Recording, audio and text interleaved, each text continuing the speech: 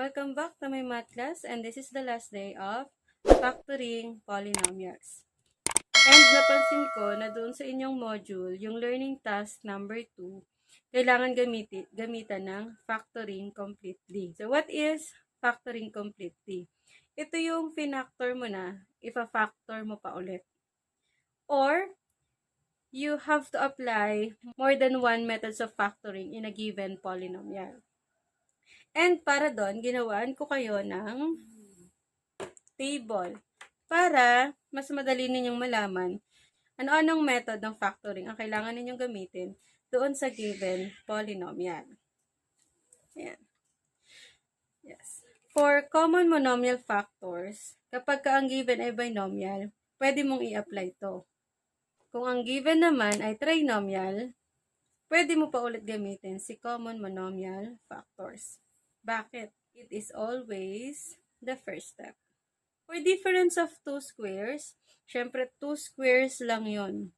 Ibig sabihin, there are a polynomial with two terms.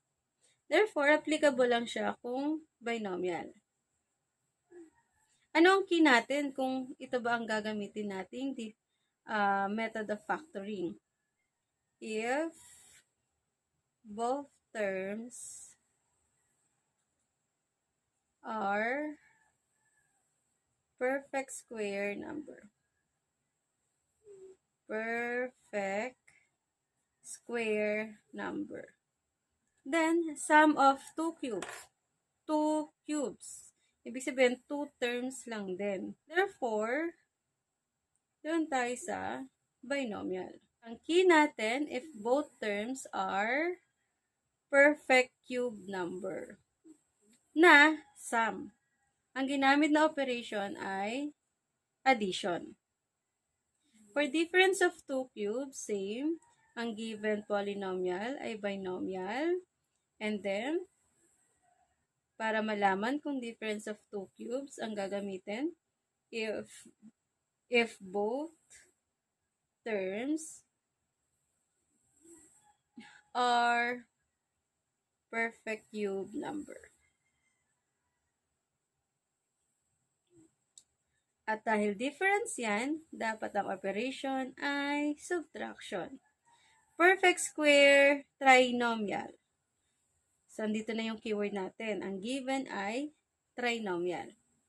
So, anong magiging key natin to? The first term,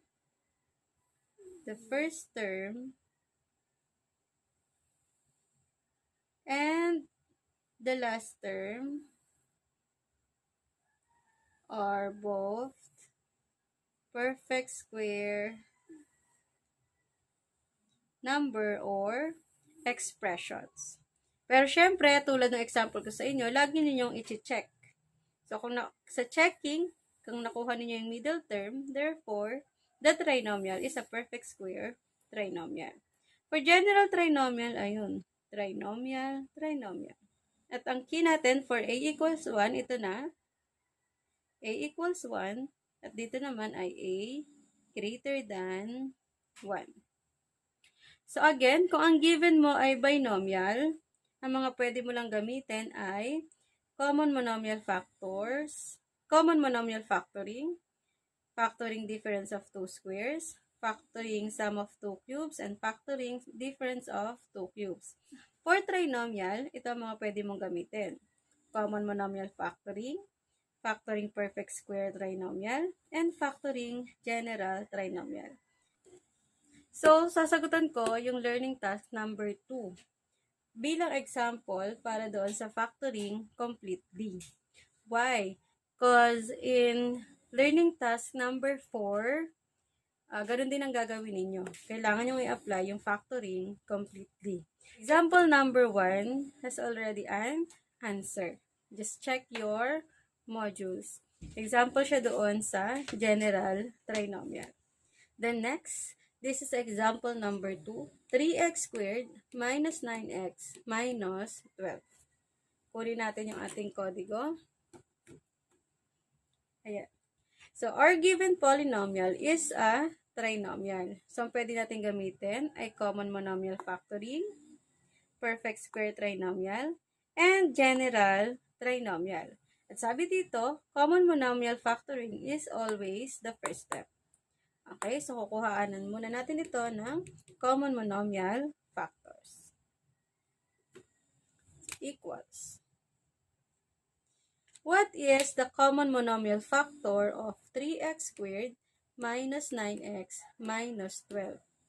Or the GCF. What is the GCF of 3, 9, and 12? The GCF is equal to 3. Then we'll divide all of the terms by 3. Saan ko nakuha si 3? Ito yan, yung ating GCF. Next, 3x squared divided by 3 is 1x squared or x squared. And then negative 9x divided by 3 is negative 3x. And then negative 12 divided by 3 is negative 4. Ayan. So, ito yung unang pamamaraan natin ng pagpa-factoring. Try natin kung itong trinomial factor na ito ay pwede pa ulit i-factor. So, ito po ay trinomial. Ibig sabihin, ang pwede natin gamitin, tapos na tayo kay common monomial factoring. Tignan natin kung pwede ang perfect square trinomial. Sabi, pag perfect square trinomial, the first term and the last term are perfect square number. So, try natin. X squared. May square root ba si x squared? Meron. Okay. How about 4? Negative 4. May square root ba si negative 4? Wala. So, hindi pwede ang perfect square trinomial. Therefore, dito tayo kay general trinomial. And check natin kung alin sa dalawang gagamitin natin. Kung a equals 1 o a greater than 1. Pag a equals 1, the value of a is 1. So, for x squared, ang katabing number o the numerical coefficient of the first term is 1. Yung 1 dito. Invisible yan, di ba? Therefore, ang proseso na gagamitin natin is itong a equals 1. Kaya tayo ng equal sign. Copy natin si 3 kasi siya ang ating first factor. And then, trinomial yan. Therefore, the factors are binomials. So, yan, binomials. Yan. And then, ang step 1 natin sa pagpa-factor ng trinomial ay ini-expand natin ang x squared, which is x times x. And x times x is equal to x squared. This x is the first term of our binomial factors. Lagyan natin doon x and then x. Step 2, kinukuha natin yung value ni a, which is 1. The value of b is negative 3. And the value of c is negative 4. Ang next step natin ay nagdodraw tayo ng table with 2 rows and 3 columns. So, for the first box, ang nilalagay natin ay we write factor C. Second one is sum B and our answer. And the value of C is equal to negative 4. The value of B is equal to negative 3. Now, we need factors of negative 4 whose sum is negative 3. By trial and error, we will write all the factors of negative 4, which is positive 1, negative 4, negative 1, positive 4, and 2, negative 2. So, kahit baligtaran, pareho lang. Ano? And then, we'll add 1 plus negative 4. 1 plus negative 4 is negative 3. Ayun. Nakuha na kagad natin yung sagot. Therefore, the factors of negative 4 are 1 and negative 4. And then, we'll add these factors to the first term of our binomial factors. Positive 1. So, lagay natin dito ay plus 1. And then, negative 4, lagay natin dito ay minus 4. Let's check if x plus 1 is still factorable. So, labas natin ang ating kodigo. This x plus 1 is a binomial. And the operation used is addition. And then, sum ang ginamit. Kaya ito sum.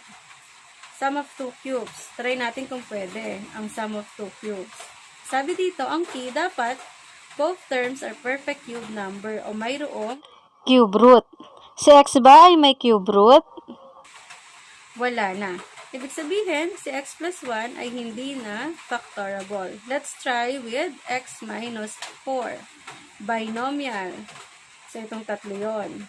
And then, ang operation ay minus.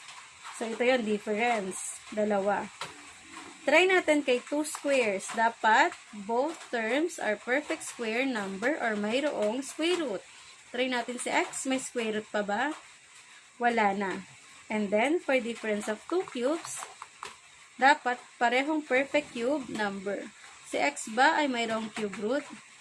Wala na. Therefore, this is now the complete factors of 3x squared minus 9x minus 12. Example number 3.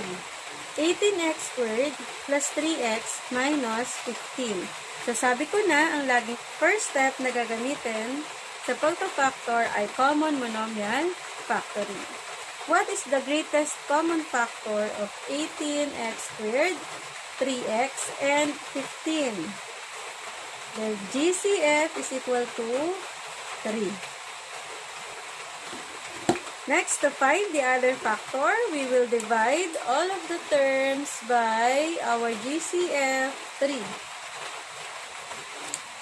And 18x squared divided by 3 is 6x squared.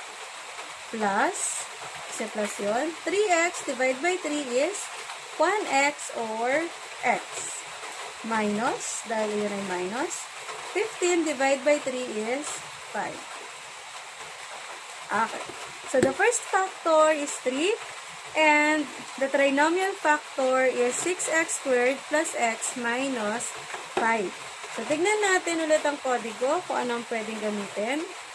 Tapos na natin ang common monomial factoring. Dahil yan ay trinomial, tingin tayo dito. Pwede kaya ang perfect square trinomial o general trinomial. Kung perfect square trinomial, dapat si first term at si last term ay perfect square number o mayroong square root. Si 6x squared ba ay mayroong square root? Tignan mo natin si 6. Si 6 ba ay mayroong square root? Wala. Okay, therefore, ang pwede natin gamitin, dalawa lang yan, general trinomial. Kay general trinomial naman, alamin natin kung a equals 1 o a greater than 1. So, from this trinomial, the value of a is, or a is the numerical coefficient of the first term. So, ito ang first term natin at ang numerical coefficient ay 6. Therefore, si 6 ay greater than 1. Kaya ang gagamitin nating process ay itong a greater than 1. At sana napanood nyo na yung video dahil hindi nyo masasagutan to kung hindi nyo pa napapanood yung part 2 na yon. Factoring quadratic trinomial where a greater than 1. So, the value of a is equal to 6. The value of b is equal to 1. Ayun, invisible. And the value of c is equal to negative 5. This is our first step. Next step, we draw a table with 2 rows and 3 columns. And for the first table, we write factor AC. O, diba AC na? Kanina sila. Ngayon, AC na. Bakit? Kasi si A ay greater than 1. And then, sum is B and our answer. So, factor AC. We need to multiply first A and C. The value of A is 6 and the value of C is negative 5. And if we multiply 6 and negative 5, the product is negative 13. The value of B is 1. Therefore, we need to find factors of negative 30 whose sum is 1. Dito ko nilang ilalagay ang aking solution. For the solution, we will write all of the factors of negative 30, which is negative 1, positive 30, positive 1, negative 30, positive 2, negative 15, pwede rin ang negative 2, positive 15, and then 3, and 10, negative 10, pwede rin ang negative 3, and positive 10, then negative 5, and positive 6, and positive 5, negative 6. So, ayan na yung complete factors of negative 30. Next, alin sa mga factors na ito ang may sum o kapag pinag-plus, ang sagot ay 1. The factors are negative 5 and positive 6. So, kapag pinag-plus natin yan, negative 5 plus 6 equals positive 1. So, therefore, ang sagot natin dito ay negative 5 and positive 6. Next step, we will rewrite our trinomial into 4-term polynomial, in where we copy the first term, and then we change the middle term by our answer in the previous step, which is negative 5 and positive 6 with an x. Kasi pag pinag-plus natin yan, negative 5 plus negative 5x plus 6x is positive x. And then we copy the last term, 5. Next step is regrouping, in where the first group is the first term and the second term. This is our first group. And the second group is the third term and the last term. 6x minus 5. Next, we apply again the common monomial factoring for both groups. Okay? What is the GCF of 6x squared minus 5x? Si 6 at si 5, may GCF ba? Wala. Si x squared at si x, meron. Yun po ay x. Okay? And then, divide both by x. Divide natin pareho by x. Ayan. 6x squared divided by x is 6x. 5x divided by x is 5. Cancel na lang natin yung x. Plus, si 6x minus 5, mayroon bang GCF? Si 65, wala. And then, si 6 lang naman ang may x. So, copy na lang 6x minus 5. And, the last step is the in and out. In, nasa loob ng parenthesis, which is 6x minus 5. Out is yung nasa labas ni parenthesis. Para kay first term, x. Para kay second term, wala. Ibig sabihin, invisible, 1. So, positive 1. Kasi yun ay positive. Therefore, copy muna natin si 3. Ang factors ng 6x squared plus x minus 5 ay the product of 6x minus 5 and x plus 1. Next, factorable pa kaya si 6x minus 5 at si x plus 1? Yan po ay parehong binomial. So, labas natin ang ating kodigo. 6x minus 5, this is a binomial with operation subtraction. So, difference yun, itong dalawa. 2 squares. May square root ba si 6x? Wala. So, hindi pwede. Difference of 2 cubes. May cube root ba si 6x? Wala din. So, hindi na siya factorable. How about x plus 1? Binomial, ang operation ay addition. So, sum. Ito yon, sum of 2 cubes. Kaya lang, may square root ba si x? Wala.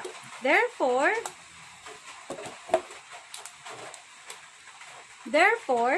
this is now the complete factors of 18x squared plus 3x minus 15. This is now our final answer. Example number 4. 5x squared plus 32x plus 12. This one, not an example of factoring completely. Example number 5. Ito yung number 5. Ito yung number 5 sa learning task number 2 na nasa inyong module. Okay? Our always step 1 is if it is factorable by common monomial factoring. What is the greatest common factor of 3x cubed and 24? This is 3. Okay. Next, what is the other factor? So, to find the other factors, we will divide both terms by 3. Saan ko nakuha si 3? Ayun. Yung ating GCF. And then, the quotient is 3x cubed divided by 3. Cancel na si 3. Naiwan ay si x cubed. And then, 24 divided by 3 is positive 8. Okay. Now, we'll determine if x cubed plus 8 is still factorable. This one is a binomial. Tapos na natin yung common monomial factoring. So, dito na tayo sa tatlo. Ang ginamit na operation ay addition. So, ito po ay sum. So, ito yon, sum of 2 cubes. So, dapat both terms ay perfect cube number o mayroong cube root. Ano simulan natin ito? Mayroon bang cube root si x cube? Meron. Okay, cube na yun eh, di ba? And then si 8, meron bang cube root? Mayroon din. So, to write the factors, write muna natin si 3. And then, the factors of a sum of cube is a binomial and a trinomial. In where the patterns of order of operation is, for binomial, we'll copy sum, addition, and then for the trinomial factor, minus, then plus.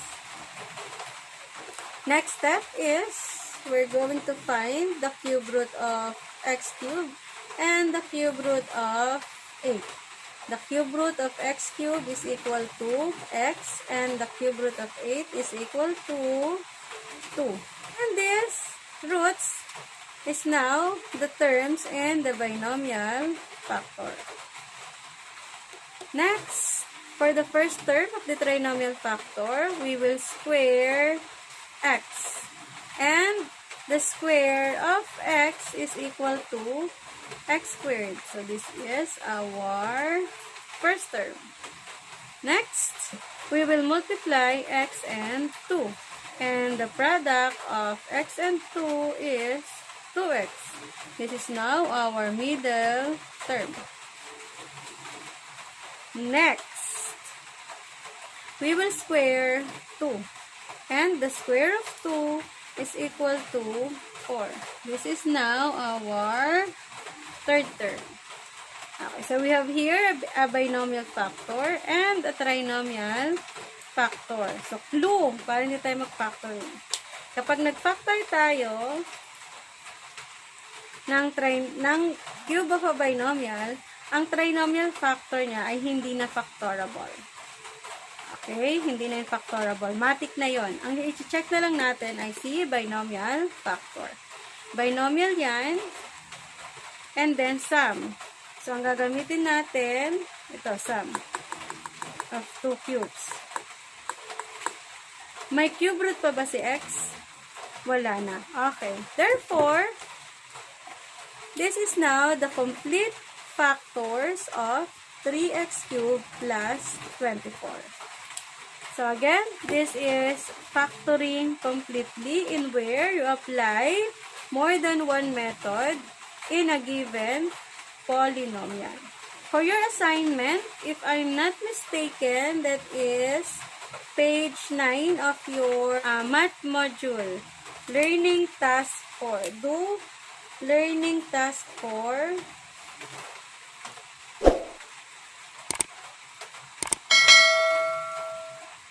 A only. A.